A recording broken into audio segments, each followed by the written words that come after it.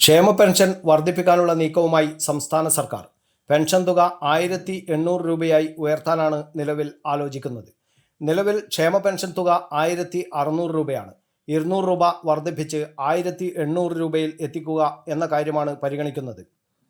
2021 LDFിൻ്റെ പ്രകടന പത്രികയിലെ പ്രധാന വാഗ്ദാനമായിരുന്നു ക്ഷേമ പെൻഷൻ 2500 രൂപയിൽ എത്തിക്കുക എന്നത്.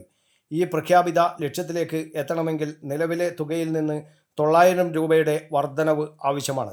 എന്നാൽ തദ്ദേശ തെരഞ്ഞെടുപ്പിന് മുമ്പ് നിലവിലെ തുക ഉയർത്തുക എന്ന ലക്ഷ്യത്തിലാണ് സർക്കാർ ഉള്ളത്. പെൻഷൻ വിതരണം ഏറെക്കാലം മുടങ്ങിയെങ്കിലും നിലവിൽ കുടിശ്ശികകൾ തീർത്ത് എല്ലാ മാസവും നൽകുന്ന നിലയിലേക്ക് എത്തിയിട്ടുണ്ട്. ലോക്സഭാ തെരഞ്ഞെടുപ്പിലെ തിരിച്ചടിക്ക് പിന്നാലെയായിരുന്നു ക്ഷേമ പെൻഷനുകളിലെ കുടിശ്ശികകൾ തീർക്കാനുള്ള തീരുമാനം. പെൻഷൻ വർധനവ് സംബന്ധിച്ച പ്രഖ്യാപനം നവംബറിൽ ചേരുന്ന പ്രത്യേക നിയമസഭാ സമ്മേളനത്തിൽ ഉണ്ടാകും എന്നാണ് സൂചനകൾ. നവംബർ 1 വിളിച്ചു ചേർക്കുന്ന ഈ പ്രത്യേക നിയമസഭാ സമ്മേളനം സർക്കാരിൻ്റെ ഇതുവരെയുള്ള നേട്ടങ്ങളും ഉടൻ നടപ്പാക്കാൻ പോകുന്ന കാര്യങ്ങളും പ്രഖ്യാപിക്കുന്നതിനു വേണ്ടിയാണ്.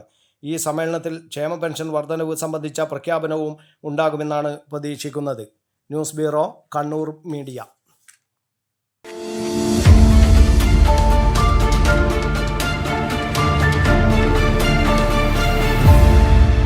കണ്ണങ്കണ്ടി നിങ്ങളുടെ ഗൃഹോപകരണ ഷോറൂം. ലോകത്തിലെ ഏറ്റവും പ്രശസ്തമായ ബ്രാൻഡുകളുടെ ഉൽപ്പന്നങ്ങൾ, ലളിതമായ തവണ വ്യവസ്ഥയിൽ പലിശരഹിത വായ്പാ സൗകര്യം, മികച്ചതും കൃത്യതയാർന്നതുമായ വിൽപ്പനാനന്തര സേവനം. ഉള്ളതേ പറയൂ, നല്ലതേ നൽകൂ. കണ്ണങ്കണ്ടി.